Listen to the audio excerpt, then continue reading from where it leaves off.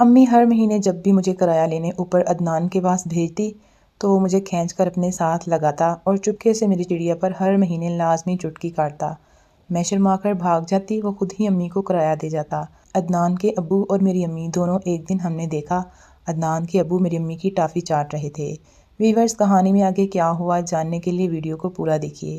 میرا نام آسیہ ہے اور میرا تعلق پنجاب کے شہر لاہور سے ہے۔ میں نے جب سے ہوش سنبھالا ہے صرف ماں کے رشتے کو جانا ہے۔ باپ بھائی کا رشتہ کیسا ہوتا ہے مجھے کبھی محسوس کرنے کا موقع ہی نہیں ملا۔ ایک ماں ہی تھی میری دنیا میں، جو سیکھا ہے اسی سے سیکھا ہے، اور ماں سے سیکھنے سے ہی مجھے تباہی کے اس دوراہے پر لا کھڑا کیا۔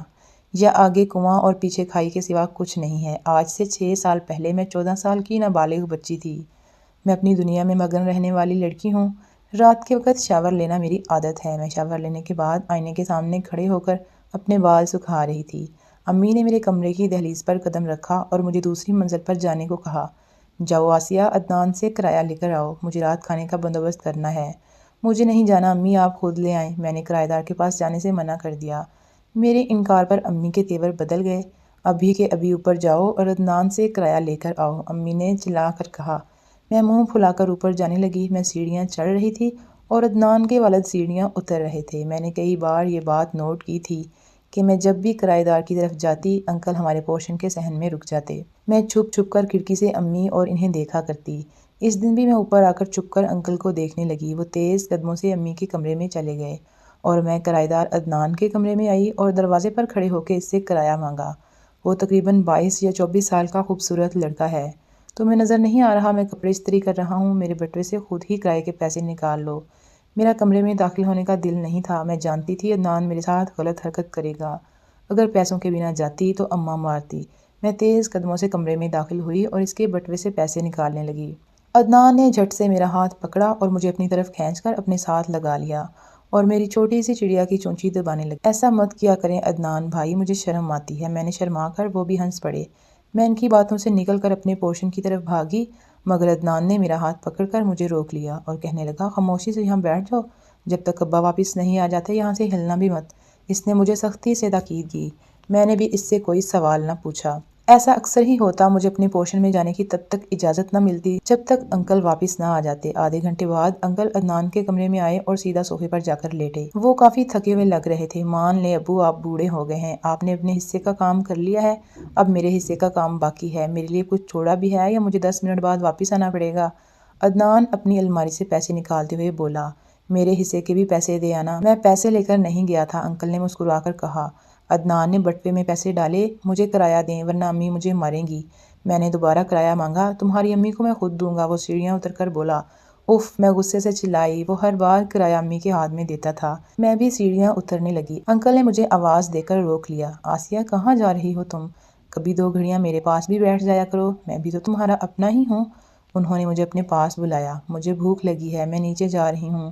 میں نے رکنے سے منع کر دیا۔ انکل نے میرے کمزور پہلو پر وار کر کے مجھے روک دیا۔ فریج میں بریانی اور فرائی فش پڑی ہے، جاؤ گرم کرو اور خود بھی کھاؤ اور مجھے بھی کھلاؤ۔ اچھا کھانا میری کمزوری تھی۔ میں بھاگ کر کچن میں گئی اور سارا کھانا گرم کر کے لے آئی۔ میں کھانا کھا رہی تھی کہ سلاد میرے سینے پر گر گیا۔ انکل بار بار اپنے ہاتھ سے سلاد صاف کرنے لگے تو کبھی میرے ہونٹوں کو صاف کرنے لگے۔ میں اتنی سمجھدار نہیں تھی کہ سمجھ پاتی وہ میرے ساتھ کیا کرنے کی کوشش کر رہے ہیں۔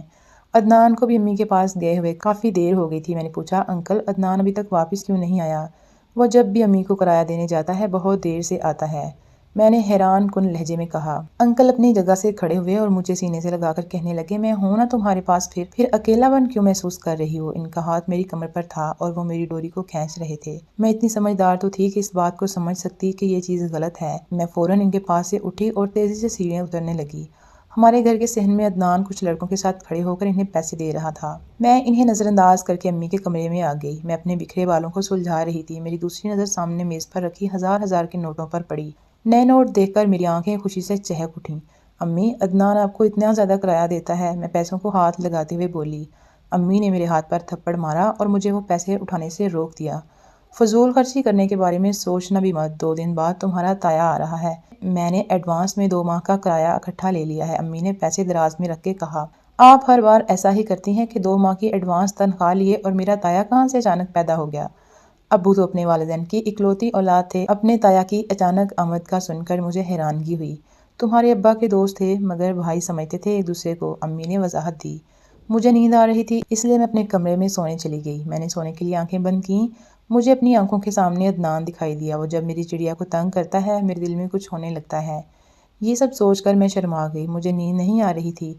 अपने कंबल में लेटी हुई थी। कमरे का दरवाज़ा खुला। मेरी नज़र अम्मी पर पड़ी। अम्मी चोर कदमों से सीढ़ियाँ चढ़कर किराएदार के पोर्शन में जा रही थी। मैं बिस्तर से निकली और खिड़की से छुपकर अम्मी को ऊपर जाते हुए देखने लगी। 5 मिनट बेचैनी से टहलने के बाद मैं भी दूसरे पोर्शन में आ गई। रात के 2 बजे अम्मी को किराएदारों से क्या काम हो सकता है। मुझे जब कहीं भी दिखाई न दी तो मैं अदनान के कमरे में दाखिल हो गई। वो भी जाग रहा था। मुझे अपने सामने देखकर वो खुश हो गया। मुझे बाजू से पकड़कर अपने करीब लाया और कहने लगा, तुमसे मेरी दूरी बर्दाश्त नहीं हुई इसलिए रात की तन्हाई का फ़ायदा उठाकर मेरे पास आ गई हो। वो फिर से मेरी चिड़िया को तंग करते हुए बोला, नहीं अदनान भाई, वो मैंने अम्मी को ऊपर आते हुए देखा है मगर वो अब कहीं भी दिखाई नहीं दे रही, इसलिए आपके कमरे में आई हूँ। मैं अम्मी के लिए परेशान हो रही हूँ। छोड़ो ना अम्मी को, तुम मेरे साथ एंजॉय करो। अदनान ने मुझे अपने इतने करीब किया कि मेरी चिड़िया इसके सीने में दब गई थी। छोड़े मुझे अदनान भाई, मैंने इन्हें खुद से जुदा किया। वो हंस पड़े। हमारे कानों में अम्मी की छींक की आवाज़ पड़ी। हम दोनों एक दूसरे को चौंक कर देखने लगे। अंकल का कमरा अदनान के कमरे के साथ ही था। दीवारें जुड़ी हुई थीं। दीवार के ऊपर कुछ खाली जगह थी। मैं और अदनान मेज़ पर खड़े होकर अंकल के कमरे में देखने लगे। अंकल और अम्मी को नाजेबा हालत में देखकर मेरे मुंह हैरत से खुले का खुला रह गया। अलबत्ता अदनान गुस्से से लाल पीला हो रहा था। अंकल अम्मी के माल्टों से छिलका उतारकर माल्टों का रस चूस रहे थे। अदनान से ये सब मज़ीद देखना बर्दाश्त नहीं हुआ। वो नीचे उतरा और मुझे भी आने को कहा। मैं इससे नीचे उतर रही थी कि गलती से मैंने अपना हाथ अदनान के गन्ने पर रख दिया। वो एक लम्हे को चिल्ला उठा। फिर मैंने बात बदल दी। अदनान भाई, अंकल अम्मी के माल्टे का जूस क्यों पी रहे हैं? बच्चे पीते हैं ना, मैंने खुद आंटी फरजाना को अपने बच्चों को जूस लाते देखा है।